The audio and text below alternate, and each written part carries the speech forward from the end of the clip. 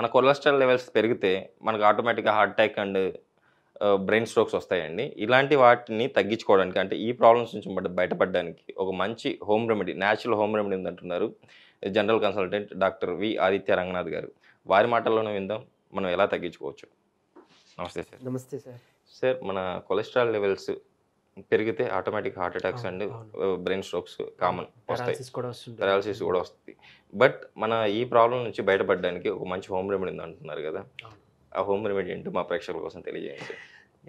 So ఈ cholesterol hyper lipidaemia అంటాము. మన ట్రైగ్లిజరైడ్స్, హెచ్డిఎల్, ఎల్డిఎల్ ఇవి ఇంబ్యాలెన్స్ అయినప్పుడు మనకు కొలెస్ట్రాల్ లెవెల్స్ ఏదైతే పెరుగుతాయో అవి హార్ట్ అటాక్స్కి దోహదపడతాయి. క్లాట్స్ ఫామ్ అయితే బ్రెయిన్లో, హార్ట్లో, అలానే పెరాలసిస్ వచ్చే అవకాశం ఉంది.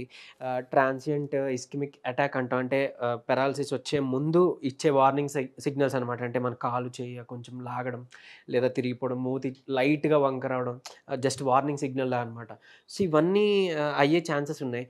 అండ్ తెలిసిందే లేకంటే మన ఫుడ్ హ్యాబిట్స్ కూడా ఒకానొక కారణం. సో దాన్ని మనం ఇప్పుడు తగ్గించుకోవడానికి ఒకవేళ అంటే ట్రైగ్లిజరైడ్స్ అవి ఎక్కువ ఉన్నాయి, లిపిడ్ ప్రొఫైల్ అంతా కూడా అబ్నార్మల్గా ఉంది అన్నప్పుడు, లేదు మనం ప్రివెంటివ్ మెజర్గా సో దీన్ని తీసుకోవడం వల్ల మనం ప్రివెంట్ కూడా చేసుకోవచ్చు. అలా ఒక ప్రివెంటివ్ కేర్ కింద చేసుకుందాం అని అనుకునే వాళ్ళ కోసం ఒక మంచి ది బెస్ట్ రెమెడీ ఉంది సార్, న్యాచురల్ రెమెడీ.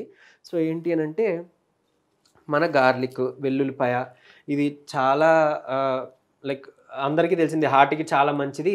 పరగడుపున లైక్ అంటే ఒక వెల్లుల్లిపాయ లేదా 2 రెబ్బలు తినడం వల్ల, బాగా నవిలి తినడం వల్ల ఇందులో ఉండే యాక్టివ్ ఇంగ్రీడియంట్ అల్లిసిన్. సో అది మనకి హార్ట్కి చాలా ప్రొటెక్టివ్ అని.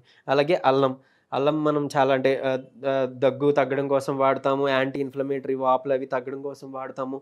సో అలానే మనకి ఆకలి పుట్టడానికి కూడా వాడుతుంటాం. సో అది అలానే మనకి మంచిగా కాల్షియం అది రిచ్ ఉన్న తమలపాకులు చాలా హెల్త్ బెనిఫిట్స్ ఉన్నాయి. అండ్ యాంటీ ఇన్ఫ్లమేటరీ అండ్ చాలా మంచిగా ఉండే తేనె, న్యాచురల్ మంచి ఎనర్జెటిక్ ఫుడ్ ఇది.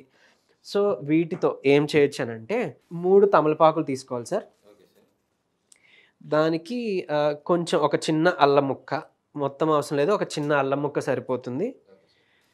గార్లిక్ వచ్చి ఒక 2 to 3 2-3 రెబ్బలు తీసుకుంటే సరిపోతుంది. ఈ 2-3 రెబ్బల్ని గార్లిక్ని కొంచెం దంచాలి. Okay sir. సో ఈ ఒక రోట్లో కానీ అలా తీసుకొని మనం ఈ తమలపాకు, ఈ గార్లిక్ అండ్ అల్లం కొంచెం బాగా నూరేసి దానికి ఒక 2 నుంచి 4 చెంచాలు తేనె కలపాలి. ఒకవేళ డయాబెటిక్ పేషెంట్స్ ఎవరైనా ఉంటే కనుక వాళ్ళు 1 స్పూన్ మాత్రం, 1 స్పూన్కి మించకుండా చూసుకోండి హనీ, ఈ తేనె. సో దీన్ని ఏం చేయొచ్చు అని అంటే కంటిన్యూగా ఒక 15 రోజులు తినాలి. డైలీ ఒక పూట తింటే చాలు, కంటిన్యూగా ఒక 15 రోజులు తినాలి. 15 రోజులు తిన్న తర్వాత ఇంకా గ్యాప్ ఇచ్చేయచ్చు. మళ్ళీ ఆఫ్టర్ 3 months 3 నెలలు పోయిన తర్వాత మళ్ళీ ఇంకొక 15 రోజులు ఇది చేసి వదిలేసేయచ్చు. ఇలా చేయడం వల్ల మన బాడీలో పెరిగే ఆ కొలెస్ట్రాల్ లెవెల్స్ని తగ్గించుకోవచ్చు, ఆ ట్రైగ్లిజరైడ్స్ లెవెల్స్ని తగ్గించుకోవచ్చు. వీటితో పాటు దాల్చిన చెక్క పొడి కూడా చాలా బాగా పనిచేస్తుంది ఈ కొలెస్ట్రాల్ లెవెల్స్ తగ్గించడం కోసం. దాన్ని కూడా 1 చెంచా దాల్చిన చెక్క పొడి, అంటే అందరికీ తెలిసింది కదా దాల్చిన చెక్క పొడిని మనం తీసుకొని వాటర్లో, 1/2 గ్లాస్ వాటర్లో కానీ లేదా మిల్క్లో కానీ అలా ఏదైనా, లేదా టీ ఏదైనా చేసుకున్నప్పుడు, ఈ జింజర్ టీ, లెమన్ టీ చేసుకున్నప్పుడు కూడా దాంట్లో మిక్స్ చేసుకున్నా కూడా మనకి ఒక బెనిఫిట్ ఉంటుంది. ఈవెన్ అంటే అర్జెంచాల్ పౌడర్ అంటారు, ఈ తెల్ల మద్ది చెక్క యొక్క బెరడు నుంచి తీసిన పొడి అనమాట. సో అది మీకు ఆయుర్వేదిక్ షాప్స్లో దొరుకుతుంది. అలా తెచ్చుకొని మన టీ పౌడర్ బదులుగా దీన్ని వేడి చేసిన పాలల్లో కానీ లేదా వాటర్లో కానీ కలిపి తీసుకుంటే అది కూడా 3 months హార్ట్కి చాలా మంచి ప్రొటెక్టివ్ అండ్ కొలెస్ట్రాల్ లెవెల్స్ని తగ్గిస్తుంది. 3 months అంటే ఎవ్రీ ఇయర్ ఒక 3 months తీసుకుంటే ఆ ఎఫెక్ట్ మనకి 1 year అంతా కాపాడుతుంది అనమాట. అంత మంచి ఎఫెక్ట్ ఆ అర్జెంచాల్ పౌడర్కి ఉంది. So even BP control, BP reversal కూడా మనకి దాల్చిన చెక్క పౌడరు, అర్జెంచాల్ పౌడర్ హెల్ప్ చేస్తాయి. అండ్ ఈవెన్ ఇప్పుడు అంటే ఈ రెసిపీతో, ఈ రెమెడీతో మనం కొలెస్ట్రాల్ లెవెల్స్ తగ్గించుకుంటే ఆటోమేటిక్గా బీపీని కంట్రోల్ చేసుకోగలుగుతాము. అండ్ ఫర్దర్గా మన హార్ట్ ప్రాబ్లమ్స్ కానీ, స్ట్రోక్ ప్రాబ్లమ్స్ కానీ రాకుండా ప్రివెంటివ్గా మాత్రం ఖచ్చితంగా పనిచేస్తుంది. ఇఫ్ వచ్చినా కూడా ఈ రెమెడీ చేస్తే సేవ్ అవుతారు సార్. అంటే కండిషన్ వర్స్ట్ అవ్వకుండా ఖచ్చితంగా సేవ్ అవుతారు. ఓకే సార్, రెమెడీ అయితే చాలా బాగుంది సార్. బట్ ఏంటంటే అసలు కొలెస్ట్రాల్ లెవెల్స్ పెరగడానికి గల రీజన్స్ ఏంటంటారు?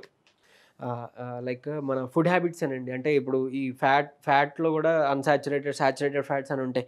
సో వీటిని అంటే మనం గుడ్ కొలెస్ట్రాల్ని మనం ఇంటేక్ చేసుకోపోయినా బ్యాడ్ కొలెస్ట్రాల్ అనేది పెరుగుతుంది. అంటే ఏదో లైక్ అంటే ఇప్పుడు ఓన్లీ మనం తిన్నదే బ్యాడ్ కొలెస్ట్రాల్ పెరిగిపోతుంది అని అంటే దాన్ని తగ్గించుకోవడానికి విరుగుడు అంటే ముళ్ళుని ముళ్ళుతో అన్నట్టు కొలెస్ట్రాల్‌ని తగ్గించడానికి కొలెస్ట్రాలే అంటే బ్యాడ్ కొలెస్ట్రాల్‌ని తగ్గించడానికి గుడ్ కొలెస్ట్రాల్ ఇంటేక్ తీసుకుంటే ఆటోమేటిక్‌గా ఇది తగ్గుతుందనమాట. ఇదొక థియరీ ఉంది. సో, అలా కూడా జరుగుతుంది. సో, అంటే ట్రాన్స్ ఫ్యాట్స్ ఇవన్నీ కూడా మనం అంటే డైట్ కరెక్ట్‌గా మెయింటైన్ చేయకపోతే ఈ కొలెస్ట్రాల్ లెవెల్స్ పెరుగుతాయి. లైక్ మళ్ళీ ఫుడ్ విషయానికొస్తే సేమ్ ప్రాసెస్డ్, రిఫైన్డ్ ఫుడ్ ఇవన్నీ తీసుకోవడం వల్లే. అండ్ ఎక్కువ meet I mean like mutton or chicken ఎక్కువ ఫ్యాట్ ఉన్న ఫుడ్ కన్జ్యూమ్ చేయడం వల్ల, లేకపోతే ఎక్కువ క్రీమ్ ఉన్న మిల్క్ ఆర్ యోగర్ట్ లేదంటే పన్నీర్ ఎక్కువ తీసుకోవడం వల్ల కూడా ఈ కొలెస్ట్రాల్ లెవెల్స్ పెరిగే అవకాశం ఉంది. అందుకే ఇఫ్ కొలెస్ట్రాల్ ఉంటే గనక ఈ ట్రైగ్లిజరైడ్స్ లెవెల్స్ అవి ఎక్కువ ఉన్నాయని అనుకుంటే గనక వాళ్ళలో కొంచెం డైరీ ప్రొడక్ట్స్ రెస్ట్రిక్షన్స్ చెప్తాం. మిల్క్ గానీ, ఈవెన్ బటర్ మిల్క్ కూడా తీసుకోవద్దని చెప్తాం. అంటే పల్చగా ఉంటే పర్వాలేదు. బట్ క్రీమీగా ఉన్నది మాత్రం అవాయిడ్ చేయమని చెప్తుంటాం. అండ్ ఈవెన్ మీట్ ఇవన్నీ కూడా అవాయిడ్ చేయమని చెప్తుంటాం. ఈ సాల్ట్, ఈ ప్రాసెస్డ్ ఫుడ్స్ ఖచ్చితంగా అవాయిడ్ చేసి తీరాలి. లేదంటే ఈ ట్రైగ్లిజరైడ్స్ ఐ మీన్ మనకి కొలెస్ట్రాల్ లెవెల్స్ కంట్రోల్‌కి అస్సలు రావు. సార్ ఇప్పుడు హార్ట్ ప్రాబ్లమ్స్ మనము యాక్చువల్లీ కరోనా టైంలో మనం వ్యాక్సిన్‌లు తీసుకున్నాం. ఆ వ్యాక్సిన్‌ల వల్ల కూడా ఇప్పుడు తక్కువ ఏజ్‌లో క మనకు హార్ట్ ప్రాబ్లమ్స్ వస్తున్నాయని చెప్పేసి అంటున్నారు. అది ఎంతవరకు నిజం సార్? అవును సార్. నిజమే. అంటే వ్యాక్సిన్స్ అన్నీ గూడా ఏంటనంటే like certain period of time అంటే 5-10 ఇయర్స్ అనేది క్లినికల్ ట్రయల్స్ అవుతుంటాయి. హ్యూమన్ మీద రీసెర్చ్ జరుగుతుంటాయి. సో, అలాంటివి ఏం కాకుండా మనకి అంటే అక్కడ ఎమర్జెన్సీ అప్రూవల్స్ వచ్చేసి వ్యాక్సిన్స్ వచ్చాయి. వితిన్ షార్ట్ పీరియడ్‌లో వచ్చినున్నాయి. అండ్ ఈవెన్ అంటే లాంగ్ డ్యూరేషన్ అయ్యాక 1 ఇయర్ తర్వాత వచ్చిన వ్యాక్సిన్సేనా టిల్ నౌ ఇప్పటి వరకు ఉన్న వ్యాక్సిన్స్ కూడా ఏవి కూడా అంత ఎఫిషియెంట్‌గా పని చేయట్లేదు.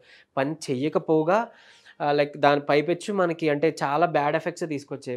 మీరన్నట్టు చాలా తక్కువ ఏజ్‌లోనే sudden heart attacks, sudden deaths అవన్నీ గూడా ఏంటనంటే వన్ ఆఫ్ ది రీజన్ ఖచ్చితంగా వ్యాక్సిన్ అని జెప్పాలి.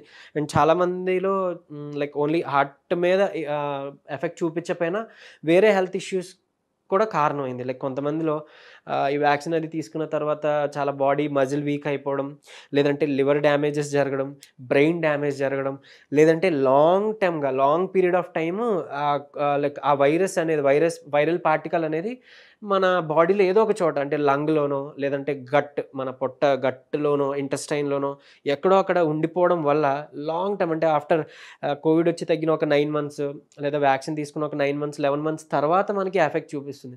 అంటే చాలామంది అంటే నేనంతా బానే ఉన్నాను ఇప్పటి వరకు ఇదెందుకు సడెన్‌గా వచ్చింది అని అనుకుంటున్నారు. ఎందుకనంటే అది మనకి వెంటనే ఎఫెక్ట్ చూపించకపోవడం వల్ల దానివల్ల కాదేమోలే అని అనుకున్నారు. బట్ లైక్ స్టడీస్‌లో తేలింది ఏంటనంటే like Covid effect I mean vaccine effect వల్ల మనకి ఇవన్నీ కూడా వస్తున్నాయని. సో, అర్జెంట్‌గా like I mean if vaccine తీసుకున్న వాళ్ళైతే అర్జెంట్‌గా దాన్ని డీటాక్సిఫై చేసుకునే పద్ధతి కూడా ఉంది. సో, అది చేసుకొని తీరాలి. లేదు అనంటే మనకి ఫ్యూచర్‌లో కూడా చాలా ఇబ్బందవుతుంది సార్. సార్ హార్ట్ అటాక్ అంటే హార్ట్ ప్రాబ్లమ్స్ రాకుండా కొలెస్ట్రాల్ లెవెల్ తగ్గించుకోవడానికి చాలా చక్కటి హోమ్ రెమెడీ అయితే చెప్పారు. Thank you sir.